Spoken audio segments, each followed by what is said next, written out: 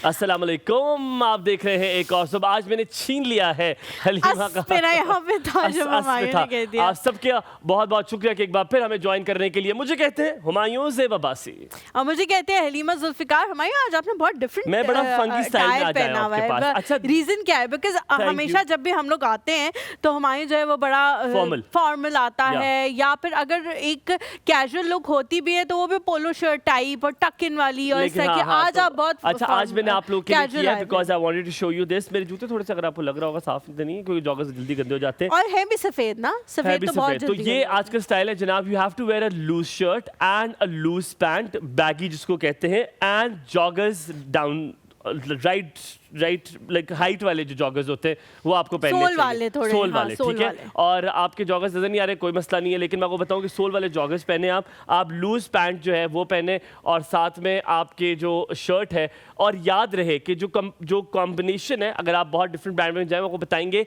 Similar colour combination जा रहा है। ये नहीं है कि अगर आपने जीन्स पहनी तो ब्लैक शर्ट जो है व्हाइट खुली शर्ट पहने, नहीं, it has to go both the same colour. कुछ लोग जो होते हैं वो इस तरह के डिफरेंट चीज़ों के साथ जाना पसंद करते हैं, लेकिन कुछ लोग होते हैं वो सेम अपनी ही तरह के कपड़े पहनना पसंद करते हैं। आप किस टाइप के? I keep changing it. मुझे अच्छा लगता है। जैसे मैंने आज ये साइड शर्ट है, आप एक इसका जो इसको लैपिल कहते हैं शायद, हाँ लैपिल कहते हैं, इसको आपने एक को अंदर डालना होता है और एक को आपने बाहर रखना होता है। मैं उन लोगों में से हूँ जो चाहे जो मर्जी फैशन आ जाए, जो मैंने पहनना है वो मैंने पहनना है, जो मैंने नहीं पहनना वो मैंने नहीं पहनना। जैसे फर्शी शलवार का और शॉर्ट शर्ट का बहुत फैशन आया, लेकिन मैंने नहीं की।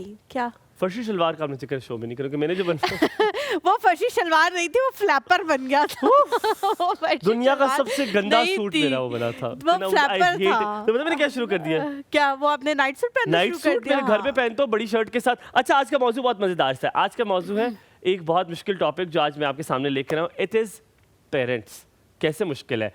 कभी कभी हम हमारे वालिदैन आपको अभी बताऊंगा, बहुत मुश्किल हो रही है बॉस। अभी आप सुनिएगा ये टॉपिक कहाँ लेके जाएगा।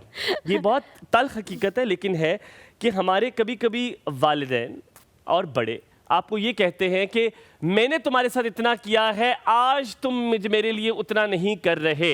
यानी कि मैं इस बात को ऐसा समझता हूँ, ये तो फिर डील हुई। यानी कि आपने जो अपने बच्चों के लिए किया, now you want everything back. क्या ये मांग कर होना चाहिए, या आपकी तरबियत ही ऐसी होनी चाहिए कि आपके बच्चों का खुद दिल करे कि वो आपके लिए उतना ही करें जितना आप जितना आप डिज़र्व करते हैं? पेरेंट्स बहुत ज़्यादा डिज़र्व करते हैं, लेकिन वहाँ पे जो जनरेशन गैप आ जाता है, वो गैप क्यों आ जाता है? आप क्यों पेरेंट्स एक्सपेक्ट करते हैं कि जितना हमने किया हमारे बच्चे उतना ही हमें वापस दें? अच्छा, आज तो तुम ये करोगे, वो तानेबाजी जो जाती है वो पेरेंट्स की, वो बड़ी बुरी लगना शुरू होती है। मुझे लगता है कि आप का अच्छा पेरेंट जो है ना वो होता है जो अपने बच्चे को भी एक अच्छा पेरेंट बना दे। ये नहीं हो सकता कि आपने उनके साथ जो किया वो आपको रिटर्न करें, ये नहीं हो सकता। आपने उनके साथ जो किया है वो ऐसा रोल मॉडल होना चाहिए कि वो अपने बच्चे के साथ उस तरह से करे। एग्रीड, सो राइटली सेड। ऐसा नहीं होना चाहिए कि वो वापस आएगा तो हम करेंगे। मुझे एक बात बताओ, एक्सपेक्टेशन रखना कि आपके बच्चे ये सब आपको रिटर्न करेंगे जो आपने उनके साथ किया है, क्या ये कहीं ना कहीं समझ आता है? अब मैं बड़ी खूबसूरत बात करने लगा हूँ। मुझे एक किसी से मेरी मुलाकात हुई और वो किसी की सरजनिश कर रही थी, और वो सरजनिश ऐसे कर रही थी, डांट रही थी। कहती है आप क्या कर रहे हैं? वो कोई आंटी थी, खातून थी, बहुत बुजुर्ग। कहती है आप क्या कर रही हैं? आप अपने बच्चों को आजमाइश दे रही हैं, आप कुछ नहीं कर रही हैं, आप ना दवाई खा रही हैं टाइम पे, क्योंकि हम कहीं हॉस्पिटल गए हुए थे तो उनको उन खातून को सजेस्ट करती, ना आप दवाई टाइम पे खा रही हैं, ना आप परहेज कर रही हैं, ना आप कुछ कर रही हैं, टॉर्चर कर रही हैं ना एक तरह से अपने घर वालों को। आप क्या कहते हैं? कोई और आजमाइश देते बच्चों को, ये आजमाइश ना दें कि वो अपना काम काज छोड़कर आपको अस्पतालों के चक्कर काटते रहे। फिर खुदा ना खास्ता अगर आपको कुछ हो गया तो आप बिस्तर पर पड़ जाएंगी। फिर एक बंदा अटेंडेंट आपके साथ होना जरूरी है, तो कौन करेगा? मुश्किल हो जाएगी ना आपके लिए, उसके लिए। सो आई रियली लाइक इट कि व्हाई डू वी हम जब एक देसी पेरेंट बन जाते हैं तो हम क्यों कहते हैं कि हमारे बच्चे exactly same energy, same investment हमारे साथ करें? Why it is expected? यार मुझे नहीं पता, मैं मतलब बहुत पुराने वाले लोगों की तो मैं आज तक साइकी समझ ही नहीं सकी। मुझे लगता है हमारे पेरेंट्स ना थोड़े डिफरेंट थे, जो हमारी जनरेशन वाले वो थोड़े से डिफरेंट थे, और अब के पेरेंट्स और डिफरेंट आ रहे हैं। मेरे जो पेरेंट्स हैं वो अभी तक इसी दौड़ में लगे रहते हैं कि ये बस आए तो हम इनके लिए कुछ ना कुछ कर दें, हम इनको कोई अच्छा कुछ ज़्यादा नहीं, Agreed, हाँ। तो हम इनके लिए कोई अच्छा सालन नहीं, जैसे मेरी अम्मा है वो पूरा हफ्ता कोई काम नहीं करती, लेकिन जिस दिन हम बहनें जाती हैं तो वो एक सालन बना लेती हैं कि भाई मेरी बेटियां आई हैं तो मेरे हाथ का खाना खा के चल जाएं। तो समटाइम्स ऐसा भी होता है। लेकिन एक छोटी सी बात, उसके बाद हम ब्रेक पे जाएंगे। मैं एक मजहबी स्कॉलर है, उनका बयान सुन रही थी जिसमें उन्होंने कहा कि कुछ चीज़ें जो हैं वो अल्लाह ताला की तरफ से डिज़ाइन है और आप उस पर सवाल नहीं कर सकते। तो इसी तरह माँ बाप की जो मोहब्बत है वो फितरी है, वो फितरत ने आपके अंदर डाली है। जब वो बच्चा आपकी ज़िंदगी में आता है तो उससे आपको उससे मोहब्बत होती है, लेकिन क्या उस बच्चे को भी आपसे मोहब्बत होगी और उतनी होगी? ये फितरत नहीं है। तो आप जो भी अपने बच्चे से एक्सपेक्ट कर रहे हैं वो गैर फितरी अमल है, और गैर फितरी अमल कभी पूरा नहीं होता। And I think expectations always hurts, it always hurts. आपको हमेशा नाउमीदी का सामना करना पड़ता है, तो उम्मीदें लगाना छोड़ दें, सिवाय एक से, वो है अल्लाह ताला की ज़ात। उनसे उम्मीद लगाएं जहाँ से आपको रिटर्न बैक भी हर हमेशा मिलता है, चाहे आप कुछ करें या ना करें। यहाँ पे लेकिन सबसे ब्रेक के बाद वापस हाजिर हों, कहीं मत जाएगा, देखते रहिए एक और सब।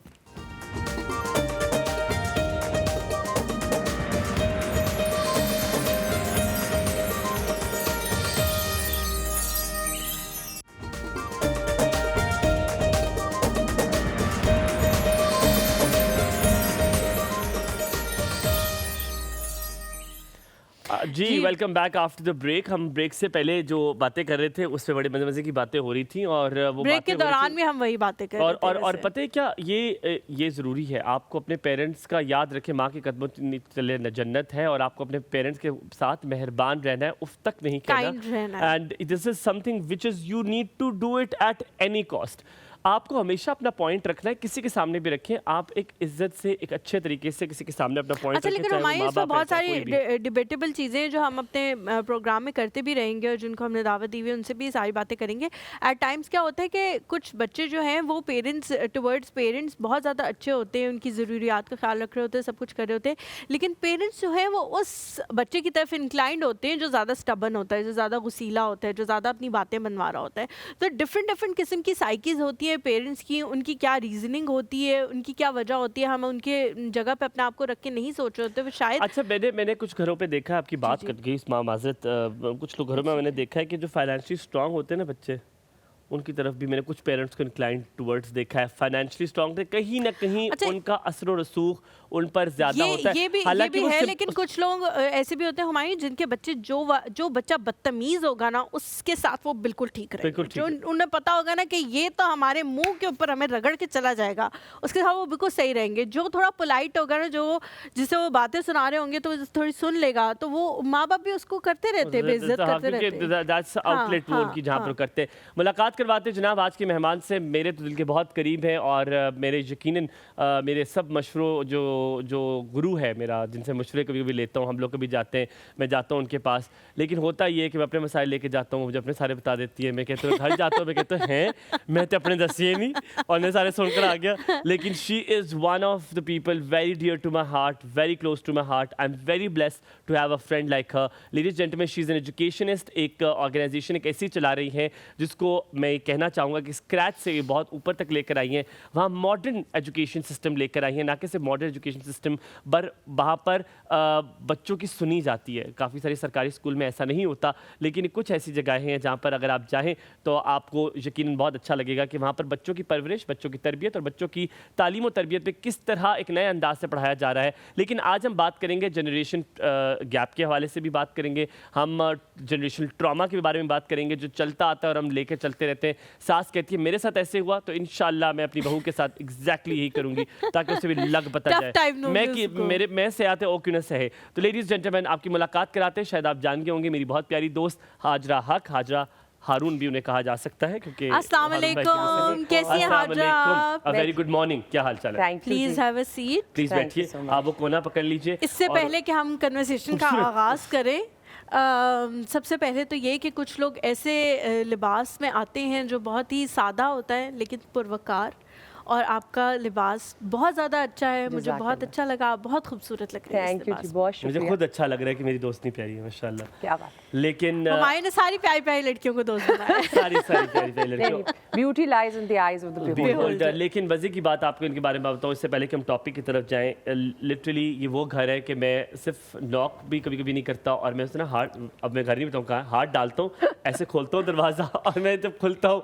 तो मैं ना अब वो वाला दरवाज़ा मैं नॉक कर लेता हूँ कि हाजी जो है वो घर में शायद दुपट्टा वगैरह नहीं करती, पर मेरे सामने हाजी हमेशा जो मेन डोर है उसको कर लेते हैं, हाँ। लेकिन बाहर वाला जो है वो तो मैं खुद ही खोल मेन के डोर को चला नॉक कर लेता कि हाजी को पता चल जाए कि दुपट्टा रखना है उसने सर पे, ठीक है, घर में तो बच्चों के साथ हाँ, होती है वो। हाँ। तो फिर and literally she is more than an elder sister to me, she is a motherly figure and I am so blessed to have you.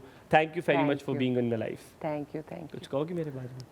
बहुत कुछ है तुम्हारे बारे में कहने का। कुछ तो कह दो हाजत, इतना कुछ कहा है तुम्हारे बारे ही में। इज माय यंगर ब्रदर ना, I don't have a younger brother. तो हुमायूं हमेशा जब मेरा कोई मसला होता है या मैंने रोना होता है या मुझे कोई दुख होता है, he takes me out on a drive. फिर ये ऐसे गाने ड्राइव में लगाता क्या है, करते हैं हमने ये नहीं बताना ऐसे आपने। गाने लगाता है और फिर मेरा मूड ठीक कर देता है, फिर वापस ले आता है मुझे। तो इसलिए मैं आज शिकायत करी थी कि तुम इतने अरसे से आई नहीं। अच्छे गायब हो दोस्त तो होना वो तुमने काफी मुझे ज्यादा drive जो कराई। कैथारसिस है उसकी जरूरत पड़ी हुई अच्छा, होगी अच्छे आपको। दोस्त होना जिंदगी में बहुत ज्यादा अहम है, इतना अहम है। अभी हमारी एक दोस्त हमारे से नाराज भी, मुझसे नाराज हुई है, वो हिना है, हमारा ट्रियो है। हाँ, और हिना थ्री को का बनाने ग्रुप के लिए, है, हाँ, हिना को तीनों का। बनाने के लिए मैंने कुछ जिद्दोजहद करनी है कि वो बड़ी मुश्किल है। इंशाल्लाह, हाँ, इंशाल्लाह। लेकिन इंशाल्लाह। But I'm like that you're committed करके हाँ, रहोगे। उसको मना लूंगा, मुझे पता है। अच्छा, अब coming back to the topic we were talking about कि पेरेंट्स अब एक उम्मीद बांध देते हैं बच्चों के साथ कि ये बड़े होंगे तो ये वो करेंगे जो हम चाहेंगे, रिश्ता वो करेंगे जो हम चाहेंगे। अगर ना कर दी तो ये बच्चे क्या है, नाफरमान है। अगर इन्होंने कोई बात ऐसी ना की जो हमें सही लग रही है तो ये नाफरमान है। हम एक बोझ बच्चों पर डाल देते हैं कि ये एक्सपेक्टेशन है, ये सारी पूरी करोगे पूरी करनी तो है। तुम फरमान हो, वरना तुम एक बुरे बच्चे हो, तुम एक अच्छे इंसान नहीं हो। उस ट्रॉमा को लेते बच्चा किस तरह की पर्सनैलिटी निकलती है, गॉड नोज। क्या कहोगी इस बारे में? ये टॉपिक ना बड़ा सेंसिटिव है क्योंकि आजकल हर जनरेशन ना दूसरी जनरेशन से नाराज़ है और हर जनरेशन को लगता है कि उसके ज़्यादा ट्रॉमास और अगली जनरेशन ने उतना तो सहा ही नहीं है जितना हमने सहा। एक टिपिकल लाइन आती है, तुम लोगों ने क्या देखा जो हम लोगों ने देखा। क्योंकि उन्होंने शायद फाइनेंशियल हार्डशिप हाँ। ज्यादा देखी तो इस वजह से वो कहते हैं कि आपने तो कुछ भी नहीं आई देखा। एग्री कि उन्होंने वो बहुत हाँ, कुछ ज्यादा देखा, लेकिन आजकल का जो बच्चा है ना वो बहुत कुछ फेस कर रहा है। वो एक मीडिया की एक्सप्लोजन फेस कर रहा है, वो एक ऐसी रियलिटी फेस कर रहा है जो इंस्टाग्राम पे जब देखता है तो बड़ी परफेक्ट लाइफ देखता है लोगों की ना। अब वो आज ही मैं देख रही थी, वो बंदी सिर्फ उठती है लेकिन वो मेकअप में होती है, वो बड़ी अच्छी लग रही होती है। फिर वो बाहर निकलती है, उसका हस्बैंड ऑलरेडी नाश्ता उसके लिए तैयार करके बैठा होता है, बच्चे उसके बैठे होते हैं। कितनी पिक्चर परफेक्ट इंस्टाग्राम में उसकी लाइफ है, रियलिटी ऐसी नहीं है। बट हमारे बच्चे ब्रॉट अप हो रहे हैं एक ऐसी लाइफ पे जैसे भाई जिंदगी तो ये होनी अच्छा, चाहिए। वापस आते हैं इस बारे में बात करेंगे। आपने इंस्टाग्राम की, मैंने लाइव कल ऐसी एग्जांपल देखी है जिनको मैंने इंस्टाग्राम पे देखा है। They are the perfect couple. दो लोग, एक तो तुमने the perfect couple, but oh my god उसका शौहर। मैं वापस आते हैं थोड़ा सा break। नहीं, ये वाला मैं नहीं हूँ, ये उसका शौहर। यार हलीमा मुझे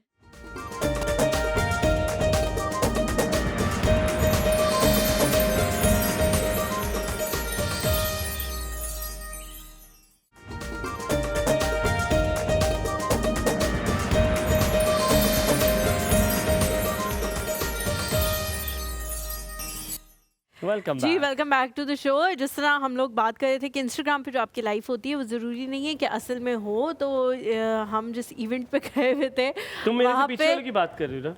नहीं, मैं अपनी बात कर रही हूँ। मैं किसी की मिसाल नहीं दे रही, मैं अपनी मिसाल दे रही हूँ। वहाँ की जो मैंने तस्वीर लगाई है उसमें जाहिर है मैं बड़ी खूबसूरत लग रही हूँ और एक बैनर के सामने खड़ी हुई हूँ, लेकिन असल में जो हो रहा था वो स्टॉप है, मैं बताता हूँ। अब एक तस्वीर के सामने खड़ी, स्टोरी टेलर तो मैं हूँ ना, अब तस्वीर के सामने खड़ी हलीमा कहती और लिटरली वास्ते तरले डाल के इसने तस्वीर खींचती है क्योंकि इसके बच्चा इसको कोई इजाज़त नहीं देता तस्वीर खींचने का। कहती है इम्तियाज जब तक हुमायूं ने पकड़े वाला खतीजा को मेरी तस्वीर बना लो। अब जिस दिन में मेरे बच्चा पकड़ा हुआ है उससे तस्वीर यूँ खड़ी बने और खदीजा वो तरीके से सेंस हो गया कि इसने तस्वीर बना ली है, उसने पिटना रोना डाल दिया कि वापस आतू तो और सिर्फ एक दो तस्वीरें बनाई हैं। She was back. So this is the life we are struggling with. पूरा टाइम मैं यही कर रही थी। हम बाहर जा रहे थे, हम उसको थोड़ा चुप करा के अंदर लेके आ रहे थे, फिर वो दोबारा रोना शुरू हुई थी, फिर हम बाहर जा रहे थे, फिर हम चुप करा के अंदर लेके आए थे। और जाहिर है लेकिन इंस्टाग्राम पे ऑब्वियसली हम लोगों को नहीं दिखा सकते कि ये हो रहा था हमारे साथ। तो आप कुछ कह रही थी प्लीज? सो आई थिंक हमारे जो बच्चे हैं ना वो हमारे पेरेंट्स का इतना एक्सपोजर नहीं था। उन्होंने सिर्फ अपने दादा दादी मामा चाचा की ज़िंदगी देख के बस चीज़ें देखी हुई थी, हमारे बच्चे वो भी चाहते हैं, उल्टा हमारे बच्चे बर्डनड हैं हमारी पिछली जनरेशन के एक्सपेक्टेशंस के। तो आई थिंक हमारे बच्चों के साथ ज़रा ज़्यादती हो जाती है। आई थिंक पेरेंट्स को ना रियलाइज़ करना चाहिए कि this is a very different decade, very different time. Hajra, ये जो कंपैरिजन है ये कब जाके ख़त्म होगा? हम यही बात कर रहे हैं ना कि ये ब्रेक कब आएगी, क्योंकि ये जो कंपैरिजन है मुस्तकिल, जो हमारे दादा नाना की जनरेशन थी वो हर बात पे, as far as I remember, वो हर बात पे कहते थे हमने जो देखा वो तुम लोग कभी बर्दाश्त ही नहीं कर सकते। हमने पार्टीशन देखी, हमने देखा ये मुल्क कैसे बना, हमने देखी वो कुर्बानियाँ, हम अपनी जायदादें छोड़ के आए, क्योंकि मेरे दादा अपनी बहुत ज़्यादा जायदाद जो है वो छोड़ के आए थे जलंधर में। लिटरली नहीं है, हाँ, वो time of course you can't compare still, लेकिन उसमें उनके बच्चों का तो कसूर नहीं था ना कि आपके साथ ये हो गया और आपको छोड़ के आना पड़ा। ये जो कंपैरिजन है ये हम कब करना ख़त्म करेंगे कि हम कहें कि तुम्हारी मुश्किल तो कुछ है ही नहीं, मैं तुम्हें सुनाती हूँ मेरे साथ हो क्या कह रही है। कंपैरिजन क्यों? मतलब जब तक तुम्हारे साथ भी वही नहीं होगा जो मेरे साथ हुआ है, तब तक क्या मैं उस लेवल पे नहीं आऊंगी? Then parents like you will change it, ना? Because you have realized it. उन्होंने तो इस बात को realize नहीं किया। So जो parent I think realize करेगा, I have seen माशाल्लाह parents जो कि बहुत progressive हैं अपने बच्चों के साथ। They have given them the space and they understand what they are going through as well. So I think ये जो generational barriers है ना, आहिस्ता आहिस्ता जो लोग realize कर रहे हैं वो अपनी ज़िंदगी को बहुत बेहतर कर रहे हैं, but वो बहुत थोड़े हैं। बहुत थोड़े हैं, बहुत थोड़े हैं। मेजॉरिटी हमारी सोसाइटी अभी भी उसी विशेष साइकिल में चल रही है। और आप देखो ना, एक घर के अंदर 3 जनरेशंस, इफ नॉट 4 जनरेशंस बैठी हुई हैं।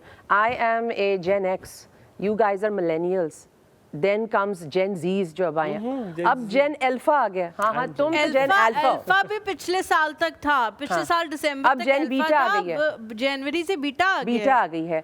और हमसे पहले बेबी बूमर्स थे। हम सब में एक चीज सिमिलर है, we are all decades apart. यहाँ पे एक रात में तख्ते पलट जाते हैं और डेकेड्स के बाद फिलॉसफीज बदल जाती हैं, विजन्स बदल जाते हैं, सारी की सारी वैल्यूज रीडिफाइन होना शुरू हो जाती है। लेकिन हाजरा, इंजीनियरिंग कैसे करनी है? जो मैंने शुरू में टॉपिक में बात की कि एक सास है, उसके साथ बहुत बुरा हुआ था, और मैं बात वही कर रहा था तो हलीमा ने उसको कूजे में बंद किया कि अगर मेरे साथ बुरा हुआ है तो इसमें आपका कसूर नहीं है, और इसका मतलब ये नहीं है कि मैंने आपको वापस लौटाना है, अब मैंने अपना बोझ हटाना है, हल्का करना है, मैंने आप तक देना है।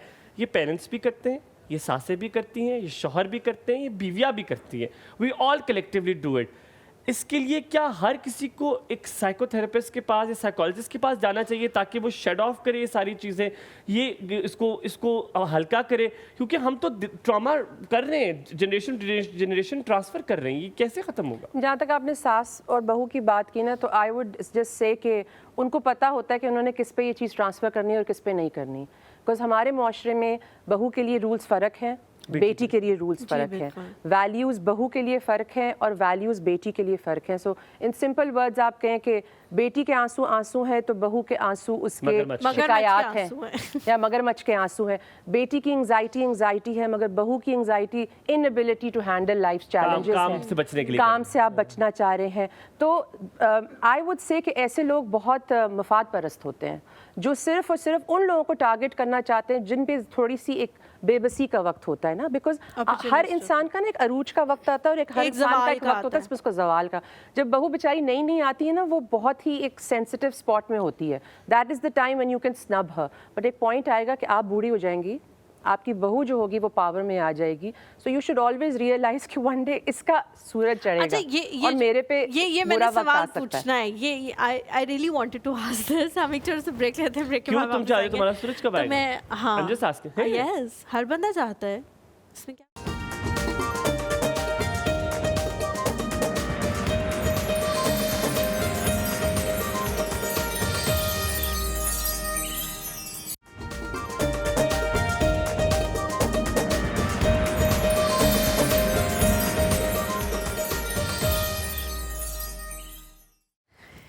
जी, welcome back to the show. Break पे जाने से पहले एक बड़े सेंसिटिव पॉइंट पे हम कन्वर्सेशन को छोड़ के गए थे। अच्छा, जो सास बहू वाला मसला है, आप सारा मुझसे मैंने आपसे भी बात करनी है। आप एक काम करो, आप दोनों को एक मीटअप रख लो, दोनों साथ में, अपना दिल हल्का करो और ये मसाइल हल करो। एक दिन मिलवाता हूं मैं तुम दोनों को। ठीक है, डन हो गया। अच्छा हाजा, मुझे बताएं कि एक तो ये ट्रॉमा हो गया ना कि मेरी सास ने मेरे साथ बुरा किया, मेरी बहू आएगी तो मैं भी उसके साथ बुरा करूंगी। एक ये भी होता है कि आप सोचते हो कि यार आज आप मेरे साथ बुरा कर रहे हैं, कल जब मेरा वक्त आएगा तो फिर तुसी देखना मैं आपके साथ क्या करूँगी। ये भी एक ट्रॉमा की ही एक किस्म है ना। इससे बचने के लिए तो हमने अपने आप को खुद ही ठीक करना है, क्योंकि हमने समझ लिया कि इन्होंने मेरे साथ बुरा किया, लेकिन I am a bigger better person, मैं इनके साथ ये नहीं करूँगी। लेकिन ये सोचना, ये समझना, ये डाइजेस्ट करना बड़ा मुश्किल काम है। जब वो बंदा आपके सामने हो, वो ताकत भी खो चुका हो, आप ताकतवर भी हो, फिर भी आप उसे छोड़ दें। इस तरह की एबिलिटी आप अपने अंदर कैसे पैदा करो कि आप सोचो कि यार अब बस ठीक है, अब ये इनका जो हाल है बस इसी पे रहम खाओ इन पे। आई थिंक अल्लाह पे तवक्कुल। आई थिंक पेन आपको बहुत बदलती है, और जिन लोगों को अल्लाह पे भरोसा होता है ना, उनको मुकाफात अमल का भी पता है कि वो एक वक्त होगा। तो आप अल्लाह पे वो चीज़ें छोड़ देते हैं और आप अपनी ज़िंदगी जीते हैं the way you want to, with a distance. मैं डिस्टेंस पे भी यकीन रखती हूँ हलीमा, बहुत ज़्यादा। व्हेन आई फील कि मेरे पीस को कोई बहुत अफेक्ट कर रहा है, I will keep a distance. Why? Because मेरी प्रायोरिटी कौन है?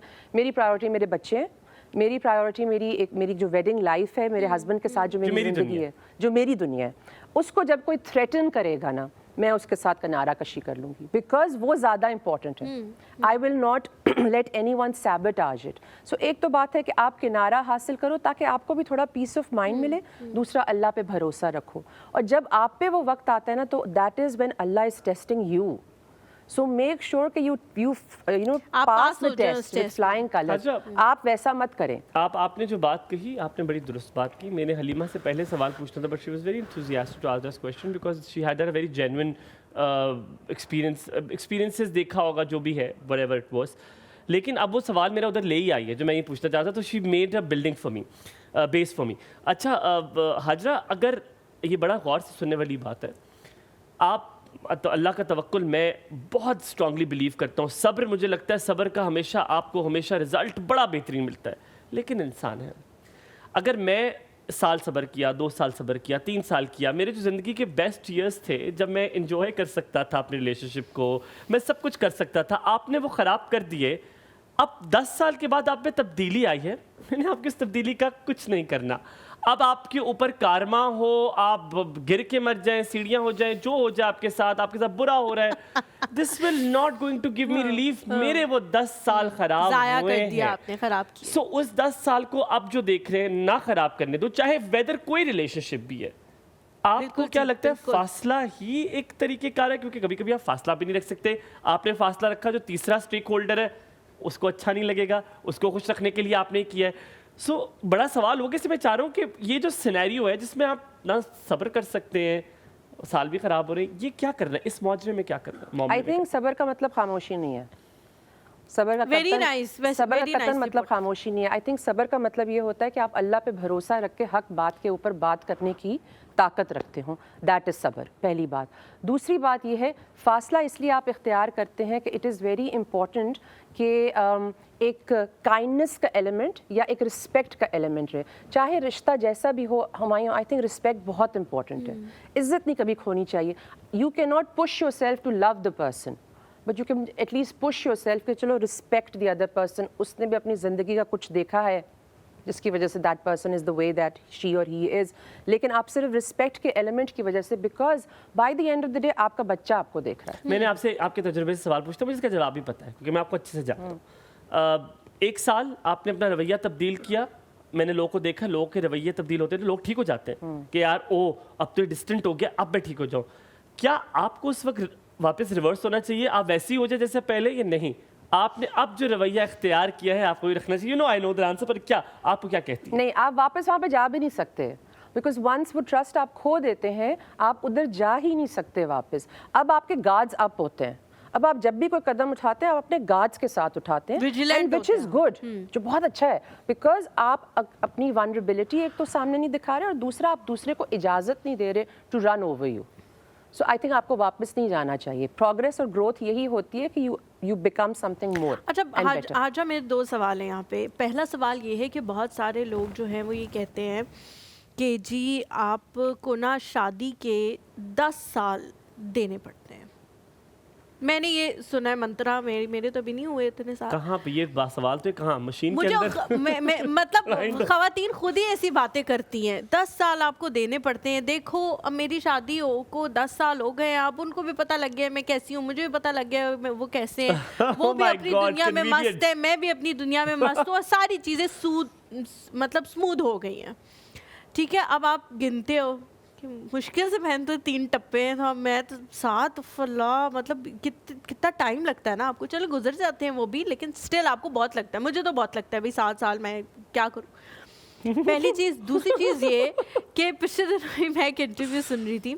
एक वैसे तो आजकल हमारी उनसे टेंशन चल रही है, लेकिन मुझे वो शख्सियत बड़ी पसंद है, शालिनी, जो बॉलीवुड वाइब्स में आई थी।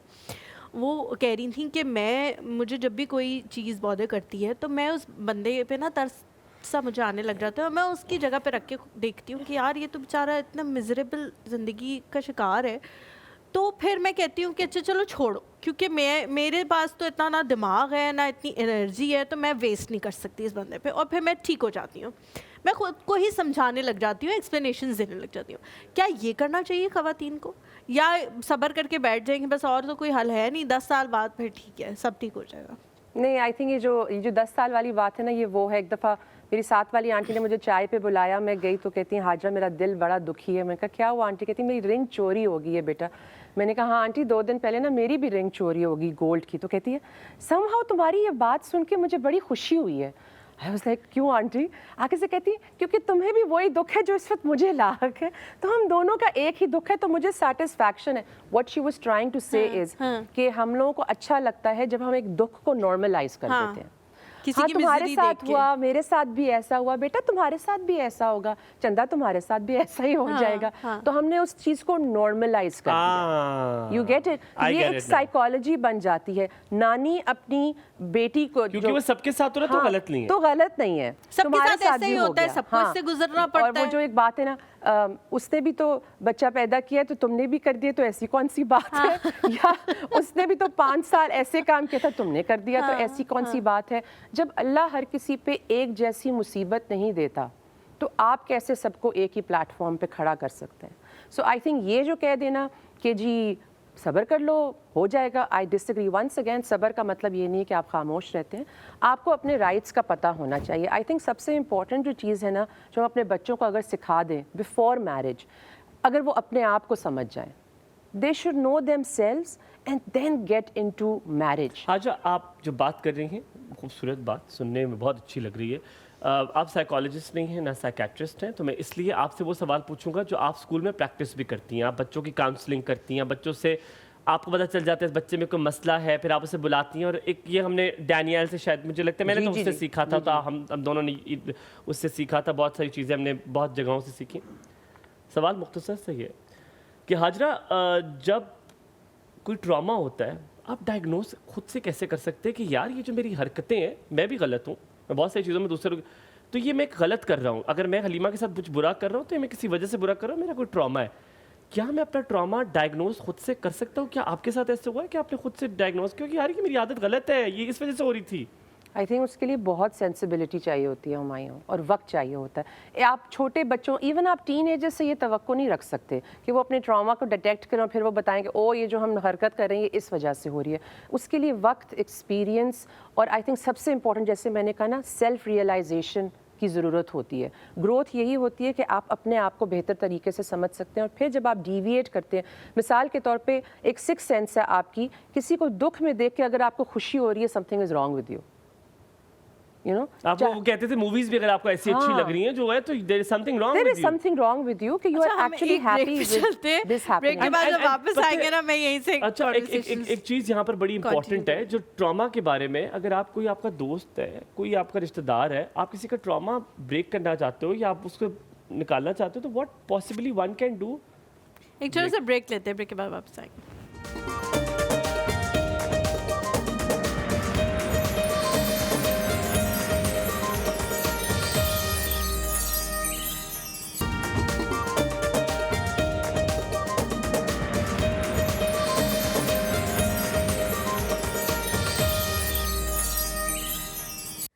Welcome back to the show. Confessions उसकी तरफ हम जाएंगे, लेकिन जहाँ पे हमने कन्वर्सेशन को छोड़ा था वो ये था कि कभी कभी किसी का दर्द देख के आपको तसल्ली मिलती है, सुकून मिलता है, तो ऐसा क्यों होता है?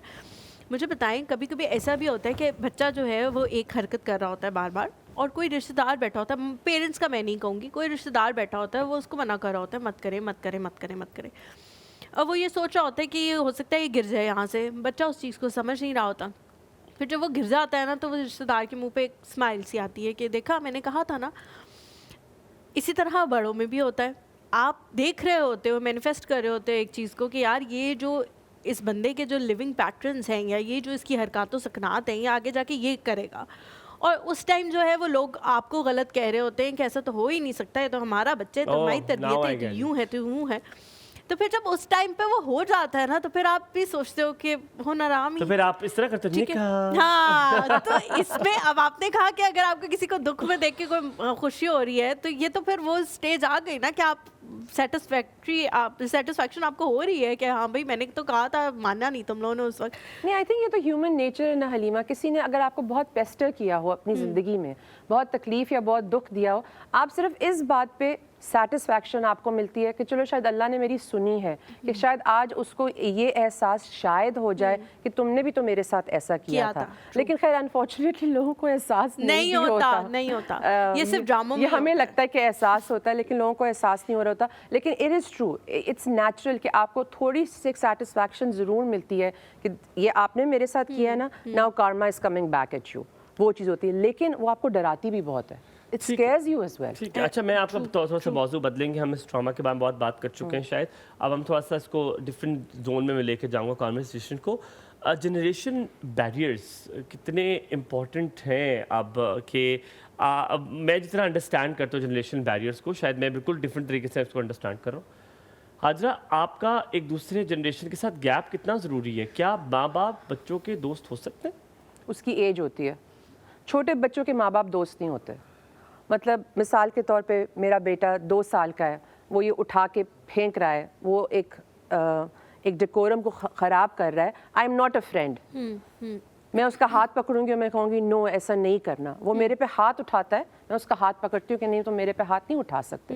हाँ, वही बच्चा जब मेरा 16 साल का होता है, 15 साल का होता है, और वो एक ख़ास स्टेज से गुजर रहा होता है, I am there as a friend, but I am not his friend as well, because वो हर चीज़ तो मेरे से शेयर नहीं करेगा।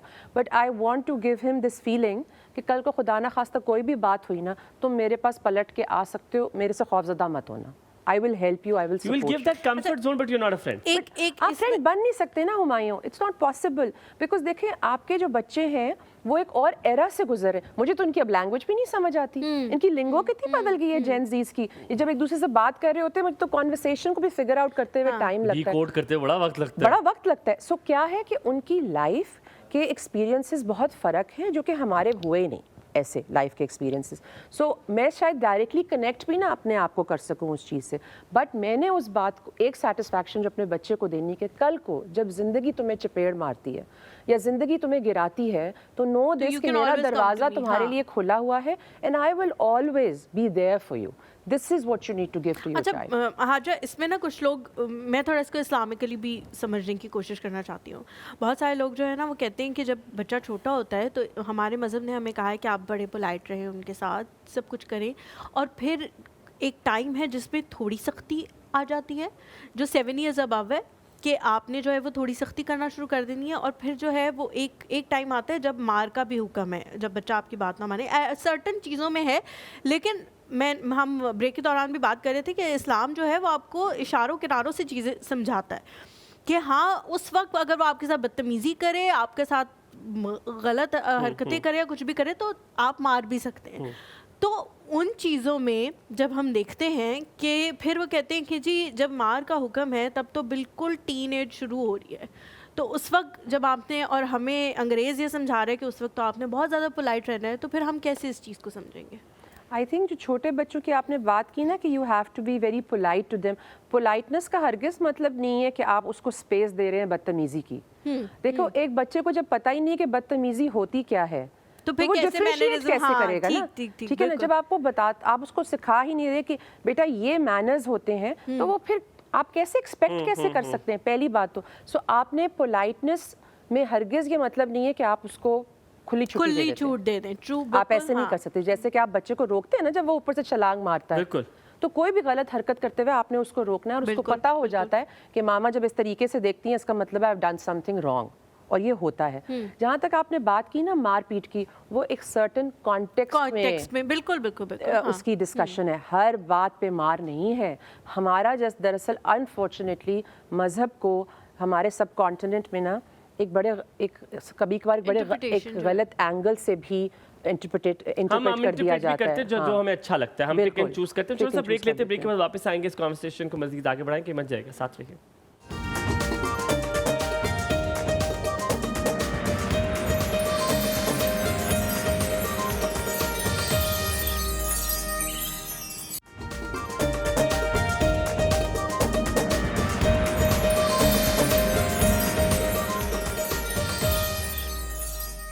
Welcome back after break. आप देख रहे हैं एक और सुबह with me in a baggy style, in a very casual style, just keep on telling ताकि वो ना समझ रही तुम तो समझ रही हूँ। अच्छा, सो अब आपके पास दोबारा आएंगे और अब सवालों का सिलसिला, जो हमने जनरेशन गैप की बात भी की, हमने मारपीट की बात भी की, हमने ट्रॉमा की बात भी की। हाजरा, अब जो चीज़ एक स्पेस की बात होती है, हम अपने बच्चों को स्पेस नहीं देते। हमें लगता है कि विजिलेंस हमेशा ऊपर रहनी चाहिए, ईगल आई रहनी चाहिए। वो कहते हैं खिलाओ सोने का लवाला, देखो शेर की नज़र, और ये हमने इसको बड़ा स्ट्रिक्टली फॉलो करना है, ठीक है, बिकॉज हमने डोमिनेट करना है अपने बच्चों पे, तब भी हम अच्छे माँ बाप बन पाएंगे, वरना अच्छे माँ बाप नहीं है। कितना स्पेस रिक्वायर्ड है, कितनी जगह देनी चाहिए बच्चों को खुद भी कुछ करने की? सारे बच्चों का एक फॉर्मूला भी नहीं होता हुमायूं। आपका हर बच्चा आपसे एक फ़र्क स्पेस डिमांड करता है। एक बच्चा कहता है हाँ मेरे पे विजिलेंस रखो, मेरे साथ साथ चलो, आई नीड योर सपोर्ट। एक बच्चा कहता है मुझे खुला डुला छोड़ दो भाई, let me live. So as parent you have to understand कि आपके बच्चे की डिमांड क्या है और उसके हिसाब से आपने चलना है। जैसे वो कहते हैं ना, बल्ले दी गल्ला बल्ले दी माँ ही जाने। वो क्यों कहते हैं? आपको अपने बच्चे का पता होता है कि उसका ये रिएक्शन है, ये इस किस्म का है।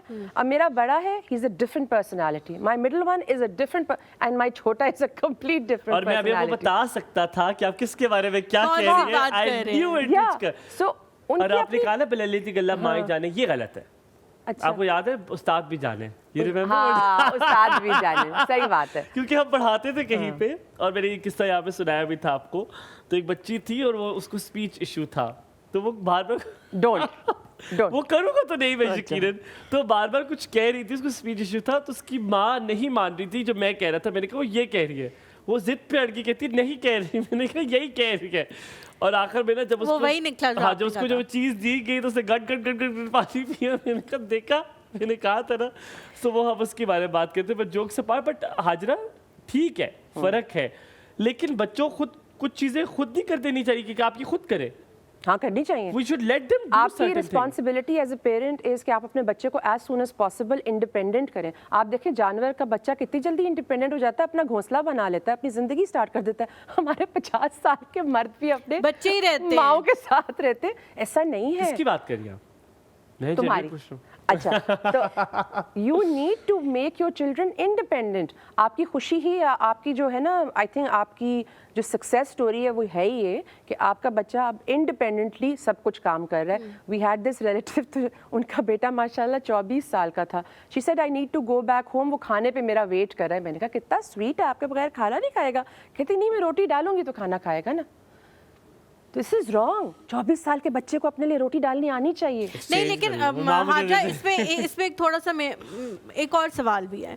24 साल के बच्चे को ठीक है डालनी आनी चाहिए, लेकिन एट टाइम्स जो होते हैं ना, बच्चे चाह रहे होते हैं, लड़कों की मैं ख़ास तौर पे बात करूँगी, लड़के चाह रहे होते हैं चीज़ें करना, लेकिन उनके साथ ऐसे स्टिग्मास को अटैच कर दिया जाता है कि वो फिर शर्मिंदगी में वो नहीं करते। वो कहते हैं कि अच्छा अगर आज हमने अपना ये काम खुद कर लिया, या हमने जाके कुछ मदद कर दी, या हमने कुछ कर दिया, तो हमारे बारे में ऐसे स्टिग्मास अटैच कर दिए जाएंगे, कम हो जाएगी। लड़कों को लगता भी है नहीं, उनके वो उस स्टिग्मा से ज्यादा डरते हैं। नहीं, आप अगर गांव वाली साइड पे जाए ना, बिकॉज मैं गांव से हूँ, वहाँ पर भी सोचेंगे ही नहीं ना। अगर आप उनको कहो ना किचन में ये कर दो, सोचेंगे। वो भी जब अपनी माँ की कोई हेल्प करते हैं तो लोग कहते हैं अच्छा ये ऐसे करते हैं, ये अपनी प्लेट खुद धो लेते हैं, यूं करते, मतलब उनको अजीब लगता है। और अभी से उनके साथ ऐसे स्टिग्मास अटैच करें, इनका इस तरफ भी रुझान है, इनका इस तरफ भी ध्यान है, तो उसकी वजह से भी शायद लड़के डर जाते हैं समटाइम्स कुछ काम करने के लिए। तो नहीं, लड़के नहीं डरते। आई थिंक उनके पेरेंट्स ज़्यादा उनके जहनों में ये बात डालते हैं। आई थिंक लड़के डरते नहीं हैं उस चीज़ से। आज मैंने एक बड़ा अच्छा कोट पढ़ा कि know your self otherwise the world will define you. तो पहले अपने आप की ना डेफिनेशन खुद बना लो। एक आपके घर का नॉर्म है, एक कल्चर है, उसको प्रोटेक्ट करो, उसके हिसाब से चलो। आपके बच्चे भी आपको ही बाहर जाके ना आपकी आइडियोलॉजी को रिफ्लेक्ट करेंगे। तो आई थिंक पेरेंट्स पे बहुत डिपेंड करता है कि वो किस तरीके से थॉट प्रोसेस को आगे लेके चलते हैं। और अच्छा, वैसे you very right, but Hajra, आपने ये जब स्टार्ट में मुझे कहा कि हर बच्चा फ़र्क किस्म का चलता है, हर बच्चे को डिफरेंट तरीके से डील करना पड़ता है, पर इतनी ज़्यादा विजिलेंस कि हम हर डिसीजन अपने बच्चे का हम चाहते हैं हम लें। मेरे ख्याल में जो पेरेंटिंग होती है वो ये कि आप बच्चे को अच्छा और बुरा दोनों बताएं कि मुझे इसके प्रोज एंड कॉन्स ये लगते हैं, अब तुम्हारी मर्जी है। क्या ये ठीक है कि नहीं? ये तो बहुत फ्री हैंड है, ये बहुत खुला हाथ है, क्योंकि माँ बाप नहीं दे सकते, क्योंकि अंदर की वो माँ भी तो जाएगी और अंदर का बाप भी तो जाएगा। Do you agree? नहीं, हर स्टेज में आप उसको सर्टेन इंडिपेंडेंस देना शुरू कर देते हैं, मगर आप बहुत छोटी एज में बहुत ज़्यादा इंडिपेंडेंस भी नहीं दे सकते। वाई? बिकॉज आपने सर्टेन रूल्स और सर्टेन डिसिप्लिन उनके अंदर डालना है, which is necessary for the practical world. So खुली छुट्टी कभी भी नहीं मिलती हुमायूं। हाँ, खुली छुट्टी तब मिलती है जब आप अपने बाप के घर से निकल जाते हैं और अपनी ज़िंदगी खुद जीने के लिए जाते हैं। अच्छा, ये बड़ी मजे की कोट है। एक तो एक बच्ची ने लड़के ने अपनी माँ से पूछा कि अम्मी मैं इतना बड़ा कब होऊंगा जब मैं अपनी मर्जी से कुछ करने लगूँ, अपनी मर्जी से कहीं जाऊँगा। तो कहते इतना बड़ा कब होगा? कहते उसने जवाब दिया कि इतना बड़ा तेरा प्यो नहीं होया कि अपनी मर्जी करे से तू कितना बड़ा होएगा। छोटा सा ब्रेक के बाद वापस हाजिर कहीं मत जाएगा, साथ रहिए।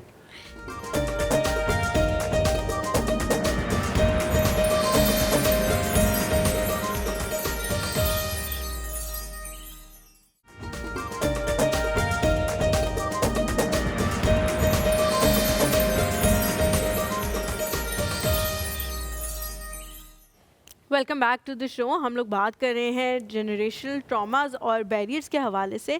अच्छा, and also overcoming traumas, overcoming के हवाले से भी हम बात कर रहे हैं। लेकिन एक चीज़ जो है हाजरा, जो आजकल बहुत कॉमनली देखी जाती है, वो ये है कि हमारे पेरेंट्स ने या स्पेशली मदर्स ने उस तरह की ज़िंदगी नहीं देखी जो आजकल की मदर्स देख रही हैं। क्योंकि या तो वर्किंग मदर्स बहुत कम होती थी, इक्का दुक्का कहीं हम देखते थे, या फिर जो है वो और अब वो जो परसेंटेज है वो बिल्कुल चेंज हो गया। अब हम इक्का दुक्का देखते हैं कि कोई घर पे बैठी हुई है, वरना तमाम तर जो मदर्स हैं वो वर्किंग मदर्स ही हैं। लेकिन कहीं ना कहीं कोई ना कोई कमी रह ही जाती है। जाहिर है आप हर वक्त हर सुपर वुमन बन के हर कुछ नहीं कर सकते। तो वो कुछ लोग ऐसे होते हैं जो उस ताक में बैठे होते हैं कि कहाँ कोई कमी रहे, कहाँ कुछ चुके, और हम इनको सुनाएं कि ये तो हमने तो ये नहीं किया, या हमारे तो ये नहीं हुआ। या फिर अगर आपकी वो कमी कोई पूरा कर रहा है, वो वहाँ पे है, तो वो आपको वो सुनाएगा कि भाई तुम नहीं थी तो मैंने ये किया तुम्हारे पीछे से। तो ये भी जो एक बैरियर है उसको किस तरह से अचीव किया जा सकता है, और हम ये बैरियर आगे ना लेके जाएं तो हमें क्या करना है? अब कुरान बड़ा खूबसूरत कहता है ना कि मियाँ बीवी एक दूसरे का लिबास है। सो बेसिकली जहाँ पे आप जहाँ इनकम्प्लीट होंगे, आपका स्पाउस आपको वहाँ पे कंप्लीट करेगा। And that is the beauty of this relationship. One thing we need to understand is कि कुरान में लिबास पेरेंट्स नहीं है, आपका स्पाउस है, यानी स्पाउस की बहुत एक इज्जत है। दूसरी बात ये, इंसानियत का सबसे पहला रिश्ता भी मियाँ बीवी का था, आदम और हव्वा, माँ बाप का नहीं था। ठीक है ना? इसका मतलब है कि इस रिश्ते में अल्लाह ने बहुत बरकत भी डाली है। ठीक है? सो जो भी लोग दूसरी बातें करते हैं ना, आई फील कि एक सर्टेन पॉइंट पे आके हलीमा थोड़े से ज़रा ढिटाई में आ जाओ कि ठीक है, लेट देम स्पीक, मगर जो हमारे दरमियान जो एक पीस है या एक अंडरस्टैंडिंग है वो ख़राब नहीं होनी चाहिए। अनफॉर्चुनेटली होता ये है, हम बाहर का प्रेशर इतना ले लेते हैं कि जो चीज़ हमारी प्रायोरिटी है ना, हम उसको ख़राब कर देते हैं और हम उस टेंशन के अंदर उस बॉन्ड को ख़त्म कर देते हैं। तो आई थिंक मियाँ बीवी को ना यहाँ पे एक दूसरे की स्ट्रेंथ होनी चाहिए कि मत फिक्र करो वो तुम्हारे बारे में क्या कह रहा है या क्या कह रही है, we are at the right place.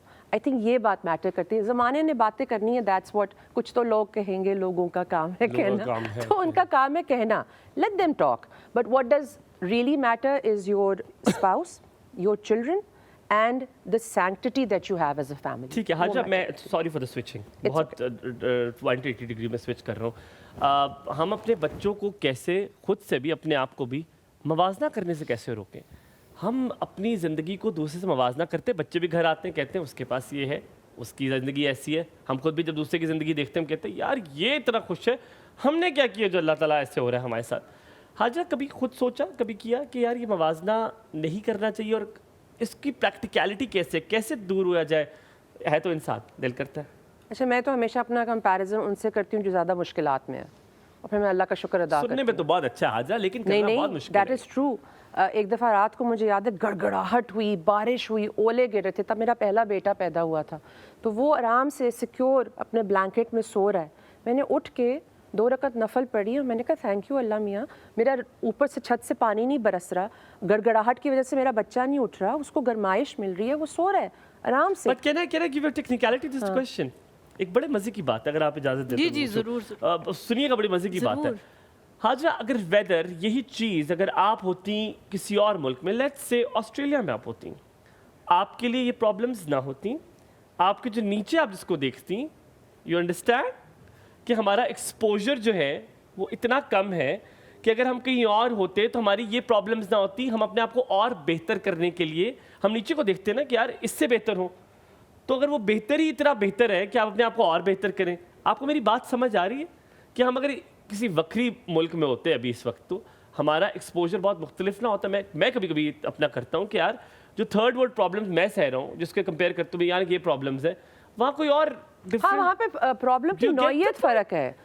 You understand, Australia में प्रॉब्ली प्रॉब्लम की नौयत फ़र्क होगी, मगर ऐसा होगा नहीं। मेरे करियर मेरी शायद प्रोग्रेस होगा, हाँ। यार इससे बेहतर हो। यहाँ पे क्या होता है, अल्लाह करे पानी आ जाए सुबह टंकी में, अल्लाह करे मोटर जो है बिजली आ जाए ताकि मोटर लगा लूँ मैं।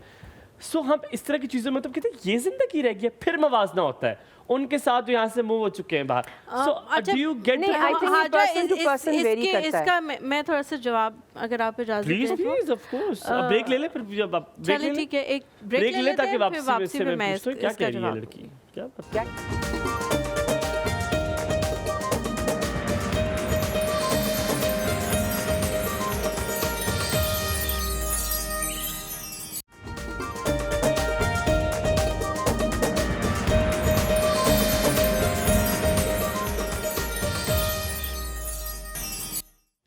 Welcome back to the show. नहीं, ब्रेक welcome पे back to जाने the से show, जो you है tell ना, me। हाँ पहले मैं आऊँगा, हमारे ने तुमसे एक पूछ रहा हूँ। हाँ हलीमा, क्या कहना चाहती हो? मैं ये कहना चाहती हूँ कि आप जो है वो दुनियावी चीज़ों में लोगों से कंपैरिजन कर रहे हैं ना। हो सकता है किसी चीज़ में उसके पास, मेरे पास ये नहीं है उसके पास ये है, या मेरे पास ये उसके पास एक और अच्छा क्रिस्टल का ग्लास है, मेरे पास शीशे का है, ये क्यों है? हो सकता है वो आपके साथ इस चीज़ में कंपैरिजन कर रहा हो कि आप तो रात को अच्छी तरह से सो जाते हो, उसको तो ये फिक्र पड़ी हुई है कि मेरी बेटी, मैं सोऊंगा तो बाहर भाग जाएगी, घर से ही ना निकल जाए, या बेटा अभी तक घर ही नहीं आया है। बाहर के लोगों को और तरह के प्रॉब्लम्स होते हैं, ज़रूरी हाँ, नहीं है नौयत कि जो फ़र्क है। प्रॉब्लम आपको है आप उससे कंपैरिजन कर रहे हो, वो मेरा आपसे सवाल किसी वैसे और ये तरह नहीं से था, बट आपने बात कंपैरिजन बड़ी कर अच्छी रहे हो। की है, लेकिन ये बात सुनने में अच्छी लगती है, कहने में अच्छी लगती है, लेकिन आपको जब थर्ड वर्ल्ड प्रॉब्लम सहने पड़ते हैं ना आपको कभी कभी, तो फिर आप कहते हो नहीं नहीं, ये बात है कि थर्ड वर्ल्ड प्रॉब्लम जब आपको सहने पड़ता है आपको बड़ा गुस्सा आता है, आप कहते हो यार ये क्यों हो रहा है, लेकिन और ये फिर कब भी खत्म होगा? बाहर के लोग जो है वो बड़ी बहुत ज़्यादा हमसे मसले फेस कर रहे होते हैं। सेकेंडली ये कि जब मैं मवाजना करती हूँ, मुझे नहीं पता ये सही है या नहीं, जब मैं मवाजना करती हूँ तो मैं सोचती हूँ कि यार अच्छा ये ऊपर के लोगों से भी दिल करता है मवाजना करने का। हो सकता है मैंने 8,000 का सूट पहना हुआ, अगली ने 80,000 का पहना हुआ, तो मैं सोचती हूँ कि अच्छा यार आज से 10 साल बाद ना इतना पैसा मैंने कमा लेना है कि मेरे लिए ये हसरत ना हो।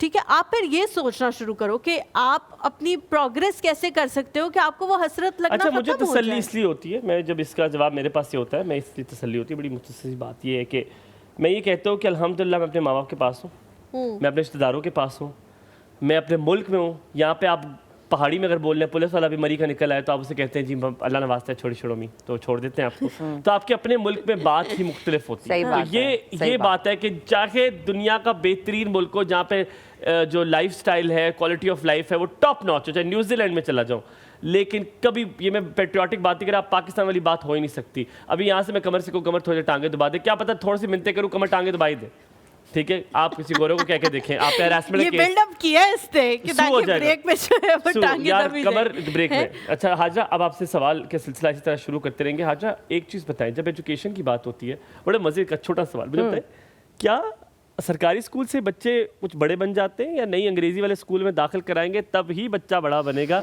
आपका तजुर्बा क्या कहता है? नहीं, सरकारी स्कूल और का आपने बच्चा- अच्छा बताना, आपके अपने बच्चे भी हैं, मुझे सारा पता है। सरकारी स्कूल का बच्चा माशाल्लाह मेहनती होता है, पहुंच के रहता है उस जगह पे। सरकारी स्कूल के बच्चे आज तक CEO भी बने हुए हैं, DCs भी बने हुए हैं, ऐसी कोई बात नहीं है। स्कूलिंग से ज़्यादा तरबियत मैटर करती है। स्कूलिंग का क्या है, रट्टा लगाना है आपने। आप एक प्राइवेट स्कूल में भी बैठ के रोट लर्निंग कर रहे हैं, आप एक गवर्नमेंट स्कूल में भी बैठ के रोट लर्निंग कर रहे हैं, but what really matters is कि आपकी तरबियत क्या है, आपको सिखा क्या रही है। और माशाल्लाह आप देखें, बच्चे वो भी होते हैं जो A लेवल्स में A ग्रेडर्स होते हैं मगर ज़िंदगी में नहीं सक्सीड कर पाते, और एक बच्चा मुश्किलात से गुजरते गुजरते मैट्रिक पास करता है और जिंदगी में सक्सेस का बैरोमीटर कभी स्कूल से नहीं होता। और डेफिनेशंस बड़ी फर्क है। आपकी definition of success is different, मेरी definition of success is different. इसमें हाजरा एक और Definitely. चीज़ है, आपने तरबियत की बात की है। पेरेंट्स जो हैं वो बहुत सारे लोगों के एक ही होते हैं, डिफरेंट तरह के बच्चे निकल आते हैं। एक को देख के बंदा कह रहा होता है ये तो तुम्हारी बहन ही नहीं लगती, ये तो तुम्हारा भाई नहीं लगता। इतने डिफरेंट वो होते हैं। तरबियत तो वही होती है, पेरेंट्स तो वही होते हैं, घर तो वही होता है, फिर क्या डिफरेंस है? वो नहीं होती। देखें, जब आपका पहला बच्चा होता है ना, आप बड़े डरे और सहमे होते हैं, आप हर चीज़ इतने सहम के करते हैं उस बच्चे के साथ, और वो आपका पहला एक्सपेरिमेंट होता है, तो आप बहुत कुछ सीखते हैं। बाय द टाइम आपका सेकंड बच्चा होता है, और आप देखें सेकंड बच्चा ज़्यादा दबंग होता है। क्यों? तब तक आप ज़्यादा कंफर्टेबल हो चुके होते हैं इन रेजिंग अ चाइल्ड। तो बच्चा दोनों को मुश्किल होता है सेम दूसरा? तरबियत नहीं मिली। वो दूसरा बच्चा मुश्किल होता है? नहीं, आसान होता है। आपके लिए आसान होता है, आपके लिए दबंग होता है ना? मुझे वो दबंग होता है ना, शेर होता है वो बच्चा। अच्छा, ओके। पहला बच्चा अगर आप देखिएगा, जब दूसरा बच्चा आएगा, पहला बच्चा ज्यादा सहमा हुआ होता है, दूसरा बच्चा शेर होता है। तुम्हारी बड़ी बहन बड़ी शेर है नहीं? हाँ, मेरी बड़ी बहन है शेर। ऑपोजिट जरूरी भी हो नहीं है, सकता है, वो लेकिन generic बात आई कर रही थिंक एक तरबियत नहीं होती, आपके हर बच्चे को एक फर्क तरबियत मिलती मेरे वाले में तो बिल्कुल ठीक है। मेरी माँ बड़ी बहन वाज वेरी सहमी हुई, शी वाज अंडर कॉन्फिडेंट, वो ज्यादा लोगों से बात नहीं करती थी, and than me then I happened. Then you और happened. फिर मैं happened हुआ तो फिर तो सब कुछ हो हुमायूं गया is a phenomenon and then he happened. and then I happened and then I happened. अच्छा हाजरा, घर का सिस्टम क्या बहू के हाथ में दे देने से क्या कभी कमी हो जाती है सास की या किसी शौहर की? डू यू थिंक कि घर का वाली वारिस अगर एक बहू को बना दिया जाए तो आपको नहीं लगता कि घर में बड़ा सुकून आ जाएगा? नहीं, इससे फ़र्क नहीं पड़ता अगर सास भी रूल आउट कर रही है सब चीज़ों में, आपको रूल कर रही है, इट डजंट मैटर। घर का सरबराह आपको क्या लगता है, कोई एक स्टेटस किसी मर्द को मिलना चाहिए या किसी खातून को मिलना चाहिए? व्हाट डू यू से? मुझे ये बड़ा तजस्सुस होता है पूछने का। आई थिंक मेट्रियार्क्स का बहुत इंपॉर्टेंट रोल होता है, बहुत ज़्यादा।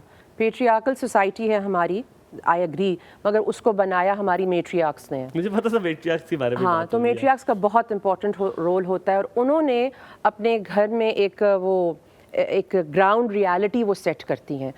ये भी गलत बात है कि आप सारी जिम्मेदारी बहू को डाल रहे हैं। वाई? क्या आप अपनी सारी जिम्मेदारी अपनी बेटी पे डालेंगे? नहीं डालेंगे, because you don't want your daughter to be overburdened. तो why do you want your daughter in law to be overburdened? I think joint family system का सबसे बड़ा मकसद ये था कि वो एक तरीके से ऐसे जिए कि हर कोई अपना अपना रोल अदा कर दे, और उसके अंदर वो जो एक अच्छी, क्या कहते हैं ना, एक परवरिश भी मिलती है और एक अच्छी इन्वायरमेंट मिलती है, तो वो चले।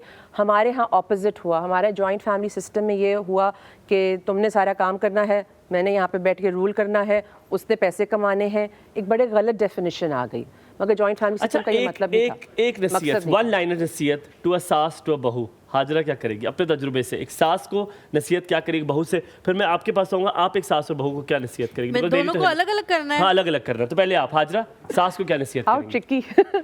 अच्छा, सास को मैं ये नसीहत दूंगी कि हमेशा याद रखें कि मुकाफात अमल ज़रूर होता है, तो डर डर के चलें। हाँ, नहीं, दैट इज़ ट्रू। आप पे पता है कितनी बड़ी जिम्मेदारी है, आप किसी घर की बच्ची को लेकर आए हैं। अगर आप इसे पंजाबी कहते तेनू मुंह ते पै गए। तो आप पे एक बहुत बड़ी जिम्मेदारी अल्लाह ने डाली है कि आप एक घर की, किसी और घर की ठीक बच्ची है। को लेकर आए हैं, तो आप उसके साथ कदम फूंक फूंक के उठाएं, ताकि खुदा न ख्वास्ता आप कहीं उसके दिल को ना तोड़ दें, क्योंकि फिर वो डायरेक्ट अल्लाह से हम कलामी बेटी के होती थ्रू है ना आ जाए। हैं? हाँ, हो सकता है वो मुकाफात अमल किसी और बच्चे के उनके थ्रू हो सकता है, सो वो चीज़। अच्छा, और बहू को मैं ये कहूंगी कि तुम ठीक चल रही हो, तुम नहीं, जलती नहीं, रहो। बहू को मैं ये कहूंगी, respect where you are going, respect your mother in law, respect the fact कि उनकी वजह से ये घर बना था, उसकी वजह से आपका शौहर वहाँ पे है जहाँ पे वो अभी है, सो रिस्पेक्ट है, उसको वो रिस्पेक्ट देना बहुत ज़रूरी है। लेकिन do not allow anyone to run all over you. ठीक अपना है। एक स्टेटस अब आपका क्या कहना है एक सास और बहू के लिए? सास को तो यही मैं कहूंगी कि जियो और जीने दो, और और बहू बहू को को ये कहूंगी कि जो मर्जी कर। नहीं, जो हाजरा ने बात की वो बड़ी अच्छी है। एट टाइम्स जो है ना कुछ लड़कियां ऐसे होती हैं जो वो आती हैं ना शादी करके, तो दे आर लाइक कि अब ये जो बंदा था ना, जो तुम लोगों का बेटा था, ये अब तुम लोगों का कुछ नहीं है, अब ये ये मेरा सिर्फ है। मेरा है। इसके पैसे पे, इसकी ज़िंदगी पे, इसकी सांसों पे, इसकी नज़रों पे, इसकी एहसासात पे सिर्फ मेरा हक है और मैं तहस नहस कर दूंगी। तो प्लीज़ ये मत सोचें, उस बंदे की अपनी भी Good. कोई ज़िंदगी है, उसके अपनी भी कोई जज्बात है, उसको जो है ना रील काटो। जिंदा रहने का रील काटो इसकी। अच्छा, मैं अगर मशवरा दूं एक सास को जल्दी से, वो ये है कि किसी की खुशी को देख के, सबके लिए किसी की खुशी को देख कर भी डाइजेस्ट करना सीखें। अगर कोई लोग खुश हैं तो आप देख कर भी खुश रहें और उसमें इन्वॉल्व ना हो कि इस खुशी में अगर मेरा भी हिस्सा आ जाए। ज़रूरी नहीं है, आपने अपना पार्ट जी लिया, अगर नहीं सही तरह जिया तो इसमें वो दूसरे बंदे का कसूर नहीं है। किसी खुशी को देख कर डाइजेस्ट करें। और बहू के लिए को क्या कहेंगे और आप? बहू को एक बहुत बेहतरीन चीज़ कहूँगा कि प्लीज़ अगर आपको कुछ गलत लगता है तो उस गलत को रिस्पेक्टेबल अंदाज से बताइए कि जो आप कर रहे हैं ये मुझे पसंद नहीं आ रहा, ठीक नहीं आ रहा। शायद मेरी अभी इतनी वक़्त नहीं है कि मैं आपको उसका जवाब दे सकूं, लेकिन याद रखिएगा ये कभी ना कभी पलट कर आएगा, ये ज़रूर कह दिया करें। शायद मैं बहू नहीं हूँ इसलिए मैं कह सकता हूँ। यहाँ पे हम आज आपसे कहेंगे thank you so very much, आपका बहुत बहुत शुक्रिया, बहुत अच्छा लगा हमेशा की तरह आपसे मुलाकात करके। आपसे of the record, on the record जब भी मुलाकात होती है और बहुत अच्छी मुलाकात होती है। Thank you for inviting me. तो आपका आने का बहुत शुक्रिया, आपका बहू आने का बहुत शुक्रिया, आपकी सास का बहुत शुक्रिया कि आप बर्दाश्त करती हैं। हम आपसे यहाँ पे चाहेंगे इजाज़त, अपना बहुत सारा ख्याल रखना है। हाजरा, हुमायूं और हलीमा को यहाँ पे दीजिए इजाज़त। 3HHH यहाँ पे मौजूद आज हैं। अपना बहुत सारा ख्याल रखिएगा, इंशाल्लाह दोबारा मुलाकात होगी। आखिर में ये आपसे कहूँगा कि किसी की खुशी को देखकर कभी ये मत कहिएगा कि अल्लाह ये मैंने भी चाह दे, ये ना कीजिए, कहेगा अल्लाह ताला उसकी खुशी में बरकत डाले और अल्लाह ताला से दुआ कीजिएगा जो मेरे नसीब का है वो मुझे अता कर। आमीन। खुदा हाफ़िज़। अल्लाह हाफ़िज़।